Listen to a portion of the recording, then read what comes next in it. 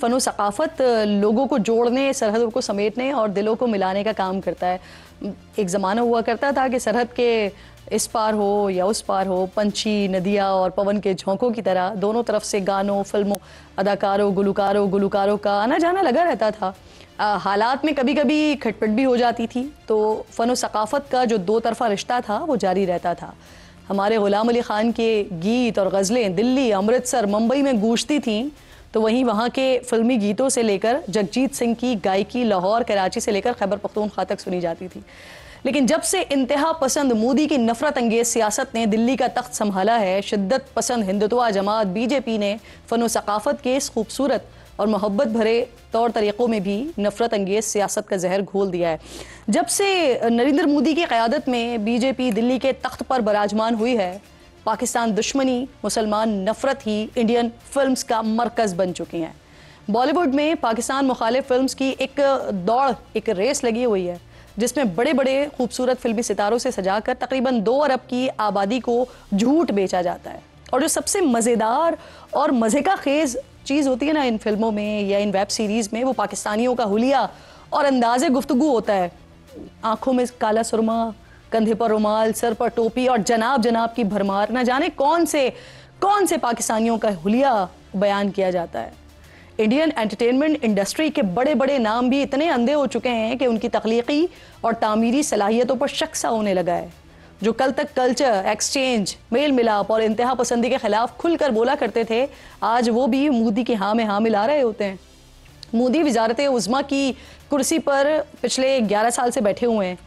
इस दौरान नाज़रीन, एक रिपोर्ट के मुताबिक 47 से ज़ायद फिल्म्स पाकिस्तान और मुसलमान मुखालिफ बनाई जा चुके हैं। यानी सालाना कम से कम 3 फिल्में मोदी के मुसलमान और पाकिस्तान नफरत अंगेज नज़रिए पर बॉलीवुड बना रहा होता है। OTT प्लेटफॉर्म्स की अगर बात करते हैं तो फिर वहाँ पर जो सीरीज़ बन रही हैं उसकी तादाद तो इसके अलावा है।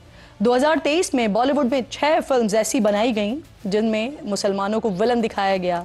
2024 जो कि इलेक्शन का साल भी था, इस साल में मुसलमान मुखालिफत में बनने वाली बॉलीवुड फिल्म्स की ये तादाद 20 तक जा पहुंची थी। इंडियन खुफिया एजेंसी, जिसका जो असल काम होता है वो कौमी सलामती का होता है और यही होना चाहिए, लेकिन अपने काम में नाकामी और निकम्मेपन के बाद ये रॉ खुफिया एजेंसी से ज़्यादा फिल्मी एजेंसी बन चुकी है और अब पाकिस्तान मुखालिफ फिल्म्स और OTT प्लेटफॉर्म्स पर रिलीज़ होने वाली सीरीज़ को फंड कर रही है।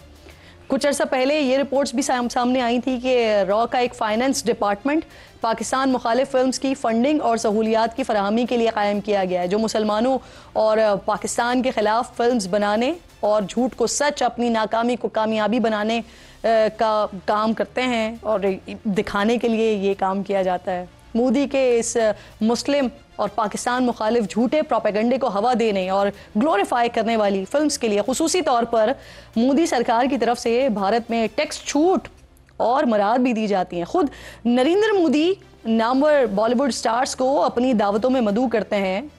यूँ सियासी मैदान के साथ साथ फ़नो सकाफ़त की दुनिया में भी मोदी अपना इंतहा पसंद हिंदुत्वा का बीज गहराई तक बो चुके हैं और इस बॉलीवुड को अपनी प्रोपेगेंडा मशीन बनाकर अपनी नफरत का एजेंडा परवान चढ़ा रहे हैं।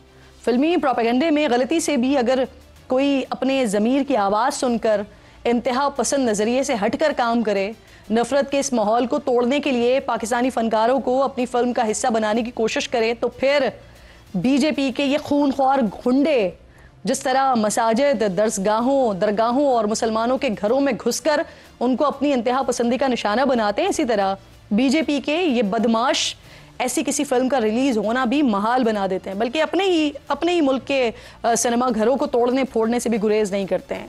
अगर कोई स्टार मोदी सरकार के ख़िलाफ़ हो रहा है, किसी भी एहतजाज में चला जाए, तो बस उसके ख़िलाफ़ नफरत का ऐसा प्रोपेगेंडा किया जाता है, देखते ही देखते आसमान पर पहुंचे हुए ये फिल्मी सितारे बेचारे ज़मीन पर आ गिरते हैं। और ऐसा ही हाल चंद साल पहले दीपिका पादुकोण के साथ भी हुआ था, जब वो 2020 में दिल्ली की जवाहरलाल यूनिवर्सिटी में तलबा और असातिज़ा पर इंतहा पसंदों के तशद्दुद के ख़िलाफ़ तलबा के एक मुजाहरे में कुछ मिनट्स के लिए शिरकत करने चली गई थी, जिसके बाद दीपिका की फिल्म के बॉयकॉट समेत उन्हें सोशल मीडिया पर परिस्तारों की सख्त नफरत का सामना भी करना पड़ा था। सिर्फ यहीं तक बात महदूद नहीं है। मोदी की नफरत से भरपूर अंधी कानून साजी पर जब वेटरन अदाकार नसीरुद्दीन शाह ने तनकीद की थी, तो यही बीजेपी के इंतहा पसंद गुंडे उनके खिलाफ भी सरगर्म हो गए थे। इसी तरह जब सलमान खान और करण जौहर ने पाकिस्तानी फ़नकारों के इंडिया में काम करने की हिमायत की, आमिर खान ने भारत में बढ़ती हुई अदम बर्दाश्त पर बात की और शाहरुख खान ने मज़हब की बुनियाद पर तफरीक को तनकीद का निशाना बनाया, तो उस वक्त इन सभी सुपरस्टार्स को मोदी की नफरत की लगाई हुई आग के सामने चुप होना पड़ गया था। मोदी के इक़्तिदार में आने के बाद से बॉलीवुड की वो चंद आवाज़ें जो कभी सच, हक, प्यार और अमन की बात कर लिया करती थी, अब वो सब भी इंतहा पसंद हिंदुत्व नज़रिए के तले दब कर बिल्कुल ही खामोश हो चुकी हैं। फिर भी अगर कोई हिम्मत कर ले तो फिर उसके साथ वही होता है जो कल फवाद खान की 9 साल बाद बॉलीवुड में बनने वाली फ़िल्म के साथ आजकल हो रहा है। पहले भारतीय हुकूमत की तरफ से उस फिल्म की रिलीज़ की इजाज़त से इनकार की इत्तलात आई और अब जो बीजेपी की बदमाशी है, इनके हाथों अपना हशर नशर होने के डर से जो डिस्ट्रीब्यूटर्स हैं, जो सिनेमा मालिकान हैं, वो भी फवाद खान की बॉलीवुड फिल्म लगाने से इनकार कर रहे हैं। अब इसी के साथ एक और फिल्म को इस वक्त इंडिया में बीजेपी की इंतहा पसंदी का बड़ा सामना करना पड़ रहा है। हिंदू मज़हब में ज़ात पात के खात्मे के लिए जिद्दोजहद पर बनने वाली एक फिल्म फुले, इसको रिलीज़ की इजाज़त इसलिए नहीं दी जा रही थी कि इससे ब्राह्मणों की दिल आज़ारी हुई है। इंडियन सेंसर बोर्ड ने सच्ची कहानी पर बनने वाली फिल्म के अक्सर सीन्स को तो एडिट करने का हुक्म दे दिया है। यानी जिस बॉलीवुड में मुसलमानों को बुरा, ख़राब और ना जाने क्या क्या बनाकर पेश किया जा रहा है और ऐसी फिल्म्स को बिना रुकावट रिलीज़ किया जा रहा है, वहीं हिंदू कास्ट सिस्टम पर अगर कोई सच्ची कहानी बना रहा है तो उसको दिखाने की भी इजाज़त नहीं है कि उनकी दिल आज़ारी होगी। हम और आप जो आज इस वतन अजीज़ में पाकिस्तान में खुलकर आज़ादी की साथ ले रहे हैं ना, मर्ज़ी की ज़िंदगी गुजार रहे हैं ना, तो हमें अल्लाह रब्बे ज़ुल जलाल का शुक्र अदा करने के साथ साथ अपने बुज़ुर्गों को भर भर कर दुआएं देनी चाहिए कि वो लोग कितने दूर अंदेश थे कि आपको और हमें दहाइयों पहले आने वाले इस खौफनाक अजाब से बचा गए हैं। मैदान सिफारती हो, इबलाग का हो या जदीद जंगी तैयारियों का हो, भारत कदम कदम पर मुँह की खा रहा है। पाकिस्तान ने आज अब्दाली वेपन सिस्टम का बड़ा कामयाब तजर्बा किया है। ज़मीन से ज़मीन पर मार करने वाला ये मिसाइल 450 किलोमीटर की रेंज तक अपने हदफ को कामयाबी के साथ निशाना बनाने की सलाहियत रखता है। जदीद नेविगेशन सिस्टम की वजह से अब्दाली न सिर्फ दुश्मन को बासानी चकमा दे सकता है, बल्कि एटमी वॉरहेड ले जाने की सलाहियत से दुश्मन की तबाही में 4 गुना इजाफा हो जाएगा। तो मोदी जी अब भी वक्त है, संभल जाइए, वरना आपकी रिहाइशगाह नई दिल्ली का पीएम हाउस अब अब्दाली के बिल्कुल निशाने पर है। सर, सफारती मैदान में भी पाकिस्तानी कोशिशों को कामयाबी और मौक़िफ़ को बड़ी पजीराई मिल रही है। चीन के बाद तुर्किया और स्विट्ज़रलैंड ने भी पाकिस्तान के गैर जानिबदाराना तहकीकात के मुतालबे की हिमायत कर दी है। वज़ीर आज़म शहबाज शरीफ कहते हैं कि अगर तुर्किया इस तहकीकात में शामिल होता है तो इसका खैर मकदम किया जाएगा। भारत की जानिब से नाज़रीन तहकीकात की पेशकश पर मज़बूत जवाब न देने और मुसलसल गीद और भपकियों के बाद सलामती काउंसिल का इजलास बुलाए जाने का इम्कान है। पाकिस्तानी मंदूब की जानिब से इजलास के लिए दरख्वास्त देने के इशारे पर काउंसिल के सरबराह का कहना है कि अगर इजलास के लिए दरख्वास्त आती है तो इस पर फौरी गौर किया जाएगा। इससे कशीदगी कम करने में मदद मिल सकती है। भारतीय झूठ को बेनकाब करने के लिए पाकिस्तान ने बैनुल-अक़वामी मीडिया के नुमाइंदों को LOC का दौरा करवाने का फैसला किया है और वज़ीर इत्तलात के मुताबिक आलमी मीडिया के नुमाइंदों को उन मखसूस मकामात पर ले जाया जाएगा जिन्हें भारत की जानिब से दहशतगर्द कैंप्स करार दिया गया, ताकि जो भारतीय दावे हो रहे हैं उनकी कलई खोली जाए और दूध का दूध और पानी का पानी ज़रा करवाया जाए। बात हो रही है अगर बयानिए की, तो फिर बयानिए के जंग में पाकिस्तान का दूर दूर तक कोई मुकाबला नहीं है। भारत ने क्या किया, सच का रास्ता रोकने की कोशिश की, उसके लिए पाकिस्तानी न्यूज़ चैनल्स को ब्लॉक किया, तो फिर हमने टेक्नोलॉजी का इस्तेमाल करते हुए भारत में पाकिस्तानी जंगी तराने यूट्यूब पर बतौर इश्तिहार चलवा दिए।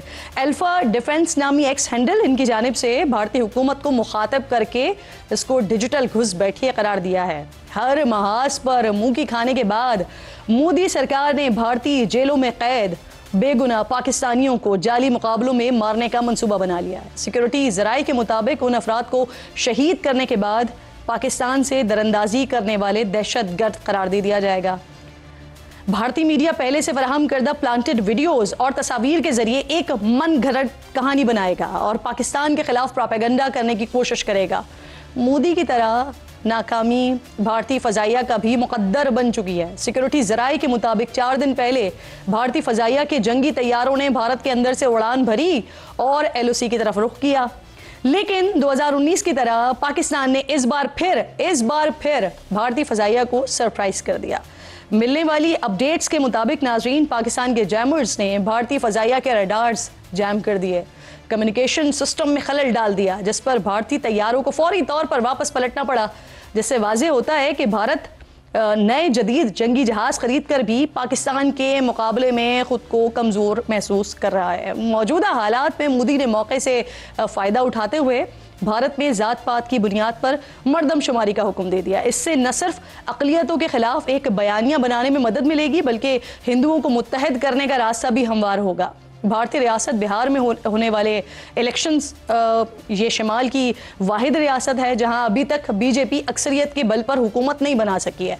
ज़ातों के इंदराज से मोदी को बिहार इलेक्शन में इंतखाबी फ़ायदे की भी उम्मीद है।